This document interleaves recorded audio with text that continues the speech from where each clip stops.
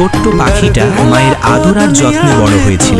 যখনই তার ক্ষুধা লাগতো সে শুধু ঠোঁট খুলে বসে থাকতো আর তার মা এসে মুখে খাবার তুলে দিত। কিন্তু এবার মা সরাসরি তার মুখে খাবার দিল না। মা খাবারটা দূরে সমুদ্রের তীরে রেখে ইশারা করলো, নিজে গিয়ে নিয়ে আসো। ন্যানহি পাখিটার আর কোনো উপায় ছিল না, সে দৌড়ে মায়ের কাছে গেল। আবারও ঠোঁট খুলে অপেক্ষা করতে লাগলো, ভাবলো মা এবারও তাকে খাইয়ে দেবে। কিন্তু মা সেই মাছটা নিজেই খেয়ে ফেললো। তারপর তাকে আলতো করে বালুর দিকে ঠেলে দিল। মানে একটাই, এবার নিজের খাবার নিজেকেই খুঁজে নিতে শিখতে হবে। ছোট্ট পাখিটা মায়ের মতো করার চেষ্টা করলো আর বুদবুদের মাঝখান থেকে নিজের জীবনের প্রথম খাবার ধরে ফেললো। ঠিক তখনই তার সব সাথীরা ভয় পেয়ে দৌড়ে পালাতে শুরু করলো, কারণ সমুদ্রের বিশাল ঢেউ এগিয়ে আসছিল। মা জোরে ডাকলো, দৌড়াও। কিন্তু সরল পাখিটা সুন্দর সুন্দর বুদবুদ দেখতেই মগ্ন হয়েছিল। পরের মুহূর্তেই এক বিশাল ঢেউ এসে তাকে পুরো ভিজিয়ে দিল। ভয়ে কাঁপতে কাঁপতে সে নিজের বাসায় গিয়ে লুকিয়ে পড়লো। সেদিনের পর থেকে তার আর বাইরে বের হওয়ার সাহসী হলো না। মা অনেক চেষ্টা করলো কিন্তু সে কিছুতেই বাইরে এলো না। সে শুধু ঠোঁট খুলে বসে থাকতো আর খাবারের অপেক্ষা করত। কিন্তু এবার মা পিছনে না তাকিয়েই চলে গেল। শেষ পর্যন্ত যখন ক্ষুধা আর সহ্য হলো না, তখন বাধ্য হয়েই তাকে সাহস করে বাইরে বের হতে হলো। সে ধীরে ধীরে পাথরের আড়ালে লুকিয়ে খাবার খুঁজতে লাগলো। হঠাৎ এক শিকারের দিকে ঝাঁপ দিতেই